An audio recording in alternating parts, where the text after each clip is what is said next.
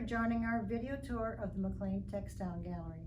Today's tour will be led by Okropiridze, who's the artist whose exhibit you're about to see. It's so nice to have you with us today. Thank you for joining us. Could you tell us just a bit about yourself and what we'll be looking at today?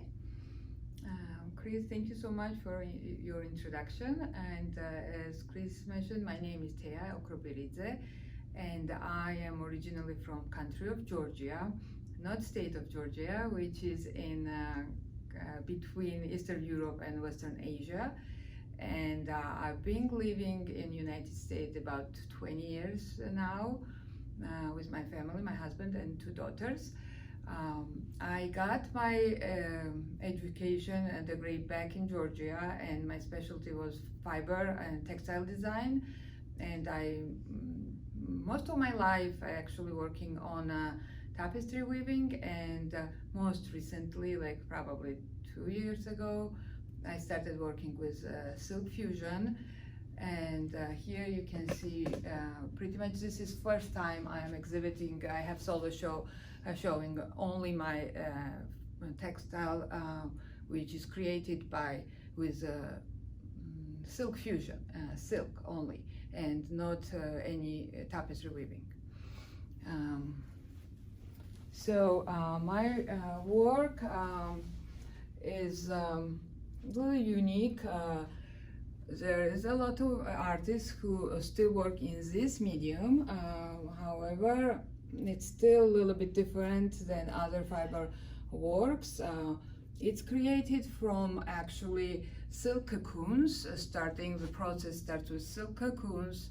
When we have to degum cocoons, then dye with different acid or natural dyes. And after that, once you have all materials ready, you can start working with silk.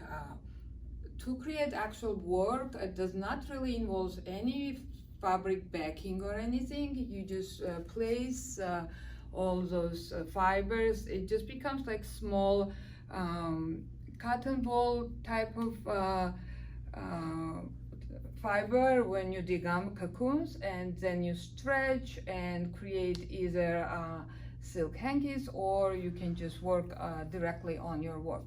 It usually has layers of the silk fiber, and it has this very natural silk sheen, which makes it look really nice and attractive. And the sheen and color of the work and cocoons based on if it's what kind of silk you are using. If it's mulberry silk, it's a little more shiny. It can be also wild silk, and it varies in a natural color, as well as when we dye it, of course, it has different color variation as well.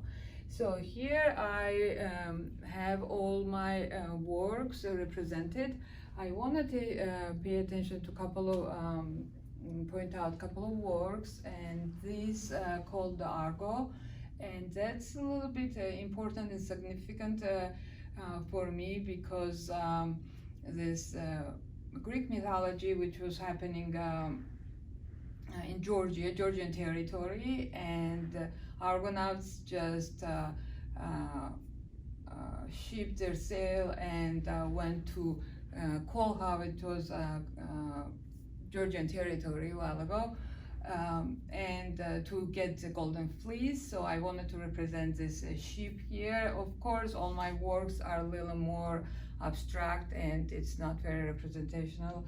However, that's how I would like to show, and I always try to express my feelings and emotions through the artworks, and that's why it's not always traditional, and it's not always realistic.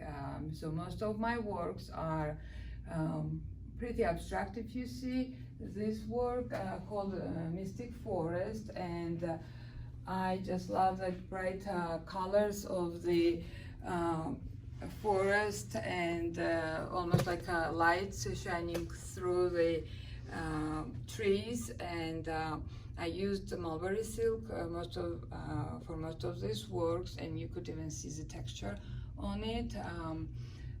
This was a still life, which I, of course, did not copy exactly how the still life works. I always try to do more decorative or abstract image, so you could see that it's not very, very realistic.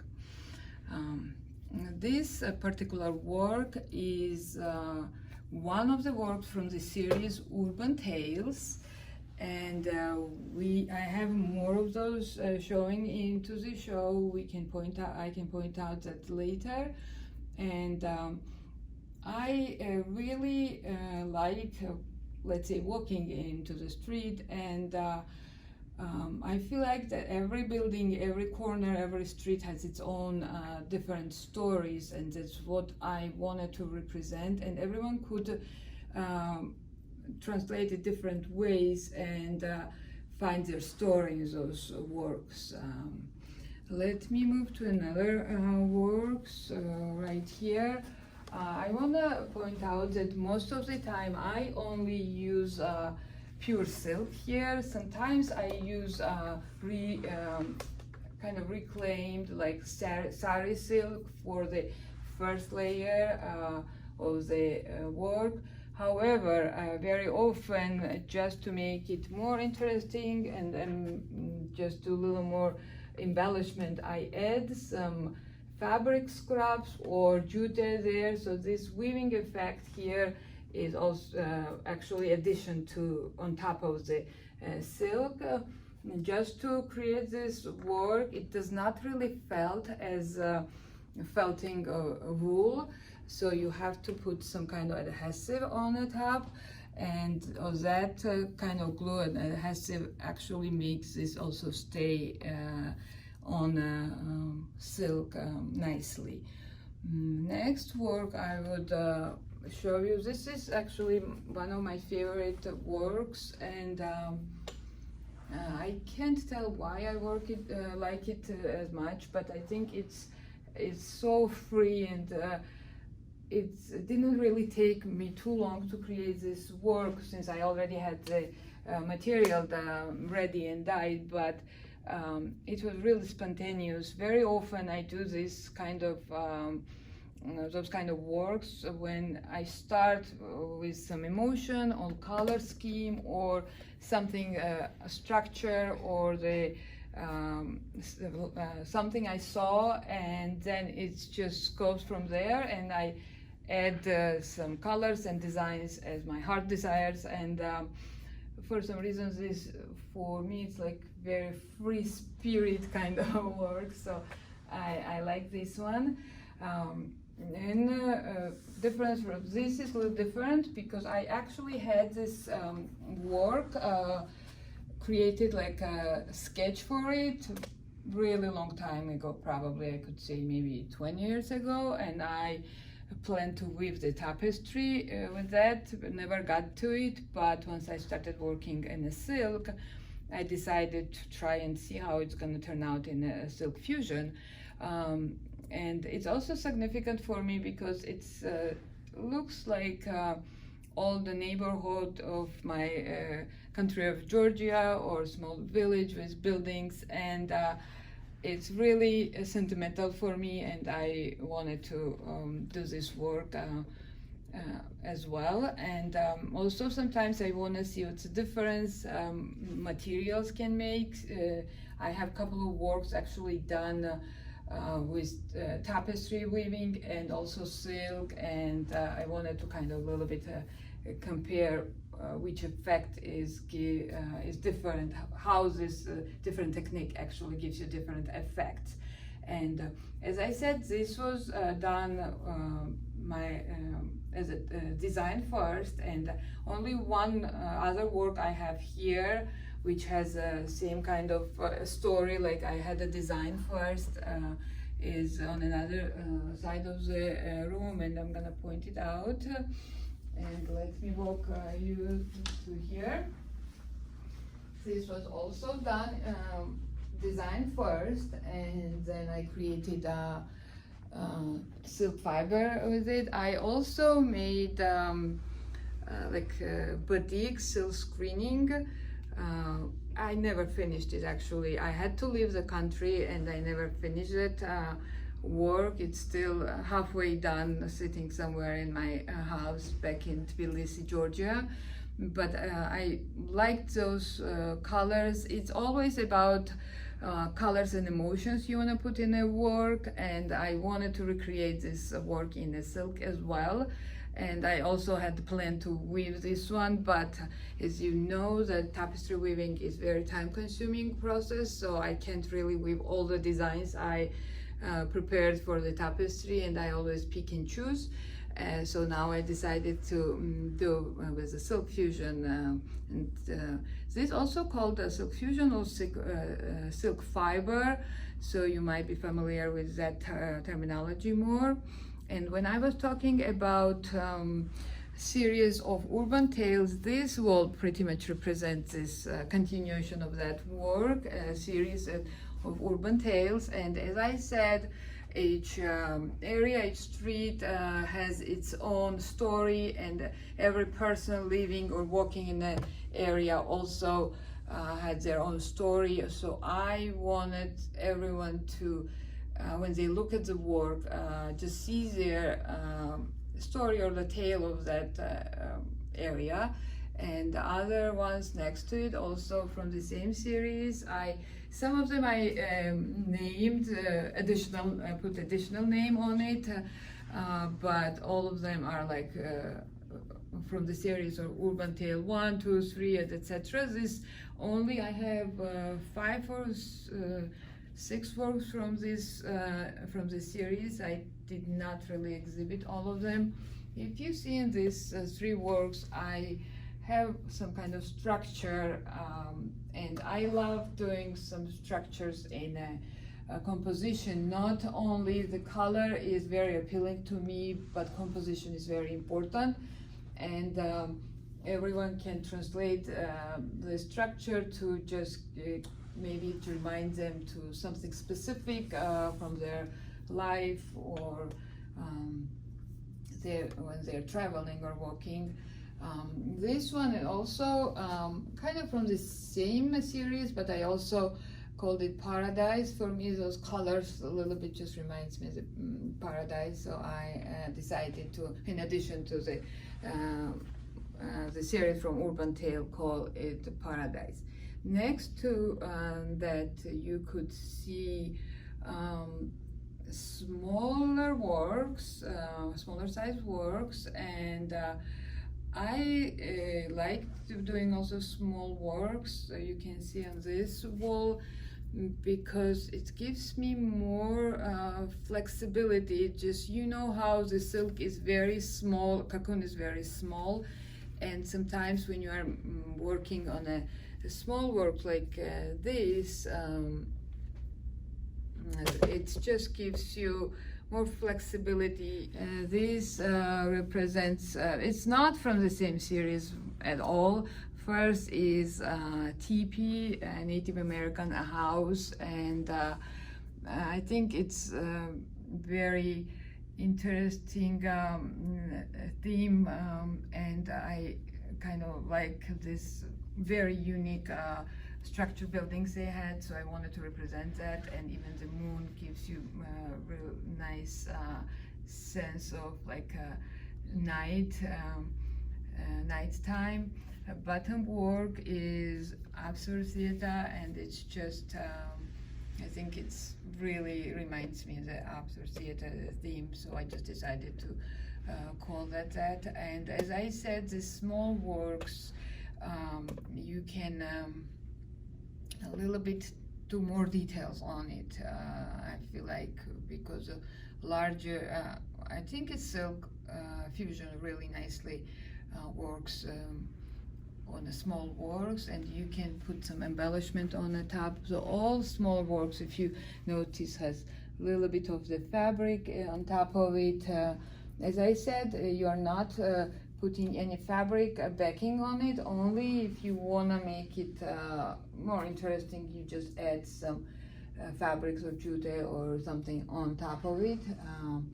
And this called the Noble Ghost, and I want everyone to actually look at the works and translate and think about it. So I don't want to give all the ideas what I put it in. It can be interpreted different ways. Next two works which are represented here are actually, I really like both of them, and those are one of my some of my favorite ones. And that work you probably, so those two works are in some way my favorites. And if you probably can notice, it's called the Blue Sky, the bottom one. And if you notice, I even put that on my catalog cover, and it has really nice effects I try to show. And in addition to silk, I also included the fabric there, which gives it more appealing character. Same I can say on the top one, that the flowers, it was tiny bit lighter, the background yellow, but when it dries sometimes it tiny bit changes the color, and I was a little bit disappointed that that color changed in the background, but then I got used to it, and I really like that yellow color variation on the background as well. If you notice, I have this cocoon, so of course the cocoon can be stretched to really different direction. It can be very thin, or you can almost leave that big almost full cocoon there, and I included little fabrics there, and even some artificial yarn here for some texture as well. And next two of my works are more kind of organic shapes right here. This first one, top one, is part of this series Urban Tales, and exactly that's how I wanted to do it. Some of them had really structure and straight lines, but some designs have more organic, like round and circular shapes, and that represents, for me, it's important because, as I said, every street, every corner, every story is different, and it can't just all look the same, right? So in this work, I felt a little different. I wanted to just express my emotions this way, when in another one it was more structures and straight lines. The bottom one called the Harmony, and even though they're not related, you could see a little bit of relations because of the round circular shapes there. And I also included the fabric here to decorate it. So May I ask a question? Absolutely. Is the majority of the materials you use silks? Yes, it's 99% is silk, pure silk there. The only thing is sometimes on top of it, I put this, in this case, it's jute, and you see a little fabric under, Right. but it's not fabric on the bottom. You just start from scratch. You're just putting layers of the silks on top of each other based on the colors. You also need to, it's almost like a painting with a silk fiber. And for that, you have to have ready materials, of course. I don't always dye materials prior of the work. I try to have dyed silk in advance, silk cocoons. So when I work, I can just add a specific color, which I already have, because it actually takes a couple of days to, you can't really spend too much time on doing this, because it's one, just air blows and all this silk can just fly. It's so delicate. And also the one thing, even if you have something on your finger, the silk can just come off. It's just very hard. So these are very fine fibers. Very fine fiber. You're yes, not really exactly. working on fabric per se. No. Yes. So Just layering and building. Exactly, and when you stretch that fabric, even if the tiny thread or whatever you can call it, fiber, get caught on your hand or something next to it, it might just completely destroy your design, and that happened. Wow. Pretty exacting work. Yes, and you just have to find the right colors, and that's why I like having it in advance, dyed materials. So when I start working, I can just pick and choose which color I think it's gonna look good on this particular work. Because most of the time it's very spontaneous. I just start from some small idea, and I don't know where it's gonna go and how it's gonna end. Referring to this one here, as I step close to it, it clearly has been built up. Yes, definitely. So, roughly, how long does it take to get that built up? I hate to call it 3D, but you can certainly see depth. Yeah, you can. Is this something you're creating over a period of weeks? No, you can't really afford spending weeks on on this work, not because of the time issue, but the actual way how it's created. When you layer them, in one point you have to wet the fiber so it actually stays together. Once I put one layer, I wet it and then add additional things on it to make it. So there's a window of opportunity to get when it's damp. That's when you have to add. Exactly. You can't let it get dry on you. Yeah, of course I worked on several things during a couple of days, and you just have to make sure you are wetting it in between. Otherwise, before you work. And also, just to put some adhesive on top of it, it has to be wet, and silk really hard to get wet because it has this little resistance, little sheen. So sometimes you add a little soapy water, so it just soaks a little bit better. And it takes a long time to dry also because of that. It's so damp and it's so wet, so it takes time to actually dry. I put under to keep it together. I put a window screen actually. Oh, right. And once it's dry, I take it off. Once it's dry and glued together, you can easily take it off, and it stays together. This is certainly interesting right here. I see numbers, I see letters. Actually, all of them are letters. That's the Georgian alphabet, which we are using. I have two alphabets here. Georgian alphabet is very unique, and it's one of the 14th, if I'm not wrong, unique alphabets exists in the world. And if you see the white ones are the current alphabet we still use, and it's been used since I think 5th century. And the black letters are our old alphabet. We actually have 3 alphabets, but I have first and last one which we are using. That sounds confusing. 3 alphabets. Yeah, we don't use it anymore. It's being centuries since. So we started using this alphabet in the 5th century, and it's very significant that Georgia has this alphabet out of all these different languages and writings, and it was very important for me to represent this in my way. And of course this also has different colors on the background. Does it spell anything?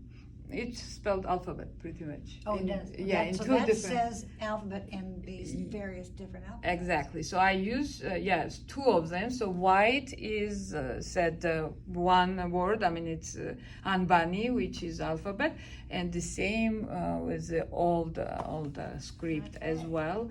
And now it's so unique that it's in a list of UNESCO heritage, so that was very, very significant for me, and I wanted to actually somehow represent in my art as well. Yeah. And top one is house, and that was also kind of part of the urban tale theme, even though I just still named it house. And that one is more or less realistic, even though you could see the house at least in a drawing, in the artwork. But I did not really do a sketch for this one either.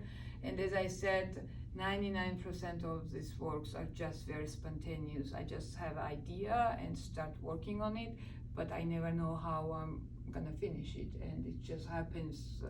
I put appropriate colors, and see, you can, while it's you didn't put a glue, you can still take out the fiber if you don't like how it looks. So it gives me flexibility. Instead of just painting over like painters do, you could just take some parts out and replace with another color or something. But once it's really wet and you stretch your fiber on top of it, it's harder to take some parts out, because as I told you, it's coating on each other, and so you have to think in advance when you put something there, how this gonna dry, is it gonna blend, is it gonna give you the effect you wanted to achieve.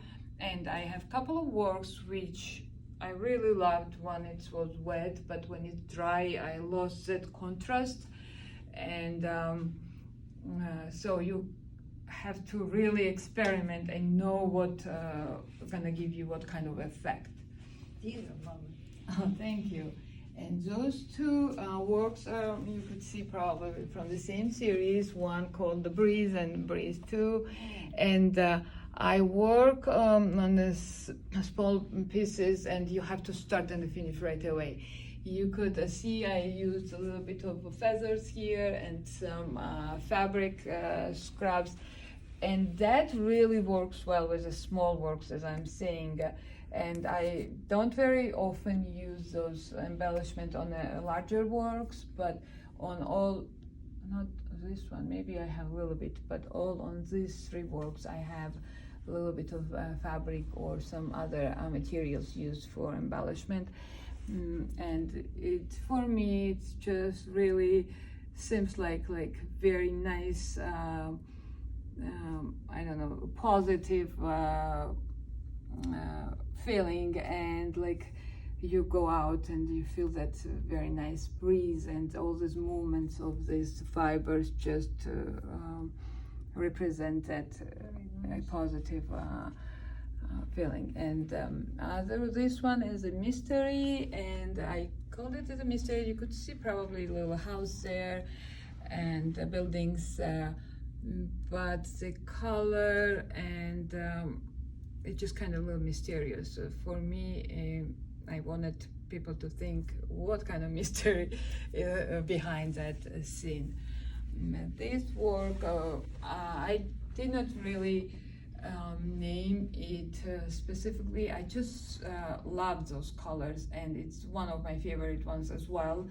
And I just called it composition, because when I started this, I started just based on the colors, those two, but I'm talking about this one particularly, and just structure of the colors and the shapes and emotions what I put in. That was very important for me. It doesn't really have specific theme. I was just feeling that way that day, so I wanted to represent that one. This travel to Europe on a textile biennale. As I said, I started doing this technique about 2 years ago when COVID started. So this is my after COVID collection pretty much. And those also, you can see the same kind of a structure, and it's very important for me to put that emotion and the structure in every work. This is one of my another favorite ones as well. And you probably can tell that I like this red color and turquoise one, because I include that in a lot of works, and that also traveled in several biennales, and the last one was a biennale in China, a fiber biennale. And so I just really like this structure of this four, you can call it like a stone there, but for me it's I call it red carpet as the actual name of the composition. Next one, and those two to me are kind of like not a set, but you know, I mean, you when you work on the pieces today, you are in this kind of mood and you have this specific emotions. So I created those like during 1 week, let's say. So that's to me they have some connections, both of them. I did not use any fabric or any embellishment there at all. It's just pure silk there, and most of them are like that.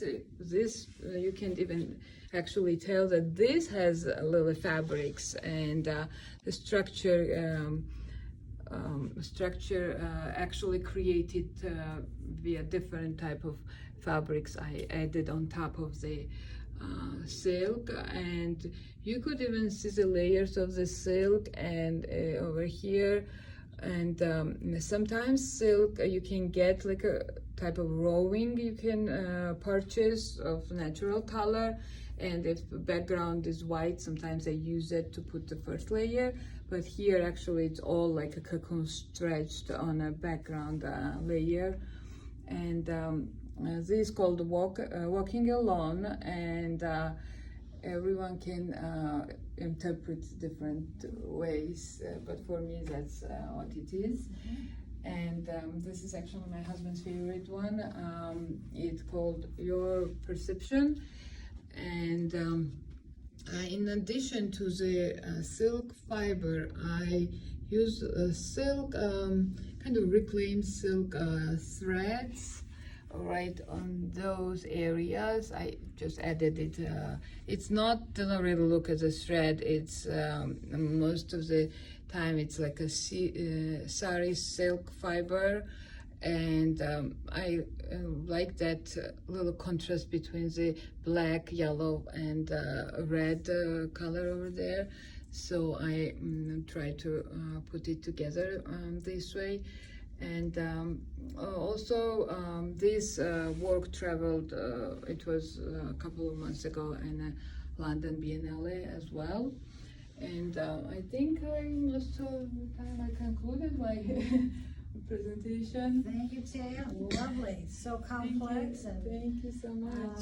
So artistic, and what a pleasure that you can take little tiny fibers and create these lovely.